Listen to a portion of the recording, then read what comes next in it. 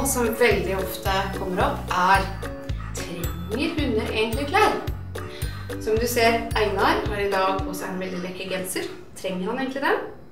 Det enkle svaret på det at ja, faktisk Einar trenger det når det kaldt. Fordi han har så veldig kort pels, og det veldig mange raser med veldig kort pels. Og Einar, nå skal vi ta den her, for Einar begynner å bli litt varm. Einar har til og med ikke noe pels under magen, og det gjelder også sånne raser som bokser, mynder for eksempel, som ikke har noe særlig underhudsfett.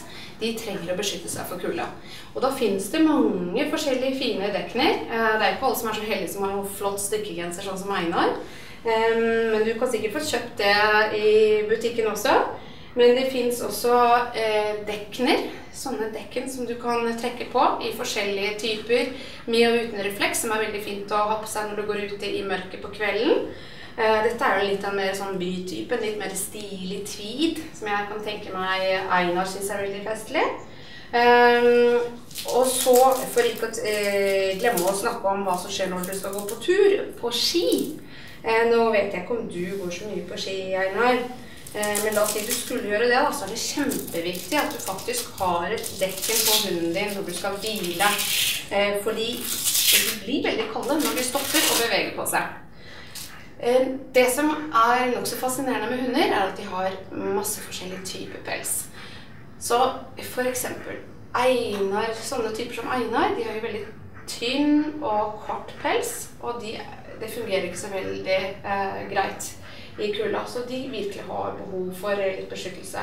Så har du de rasene som har flere lag med pels, de polarhundene for eksempel. De har jo myk underpels, og så har de en stivere overpels, og så det variasjoner av dette. De hundene tolererer kulde litt mer, så du må bare se an fra hva slags type hund du har, og om de trenger beskyttelse eller ikke. Men det ikke alltid nødvendig, og man skal ikke fnyse av det. Man trenger jo ikke å kle dem ut som klovner heller, men det finnes jo masse fine dekner, sånn som dette stilig her. Og så jo jeg personlig nok så glad i de med refleks, da. At du da ser hunden din, og så det til og med noen som kommer med litt lys og sånn. Den andre viktige tingen å tenke på når det kaldt, og veiene salta, og det is og snø, det hvordan du skal ta vare på potene til hunden din.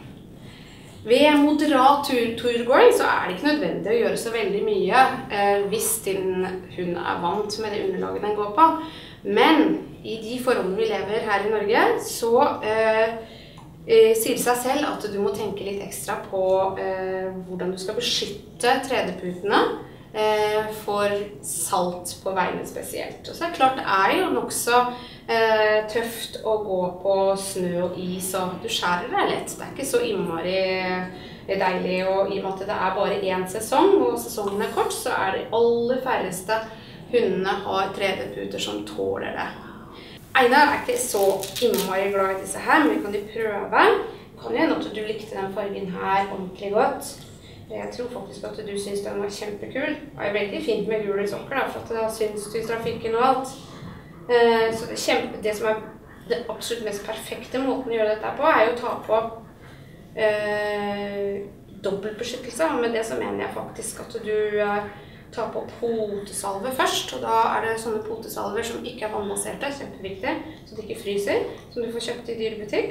Labbefett, veldig bra. Vi kan prøve litt av det, og vi gjør litt som det fint, vet du. Så da kan man smøre potene. Det veldig fint altså, å gjøre uansett om du tolererer potsokker eller ikke. Da har vi tatt på de bare som et litt eksempel. Det finnes andre typer også, som mer av gummivarianten. Jeg kan jo kanskje forestille meg at de kan bli litt klamme. For som dere vet, så svetter jo hundene veldig mye gjennom potene. De har jo ikke svettekjertler på resten av kroppen, og kun gjennom potene, så her kan det bli litt klamt. Så personlig så synes det veldig fint med disse litt pustende stokkene.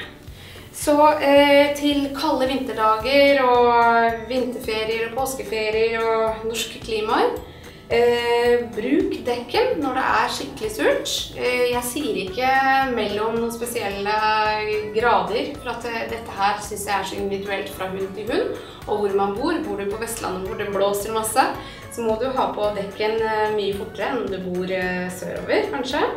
Og så er selvsagt kjempeavhengig av hvordan pelshunden din har. Om og når du bruker dekken eller gensere. Da var det alt vi hadde å si om poter og kulde og dekken i dag. Så nå skal vi se om Einar gidder high five med de sokka. High five!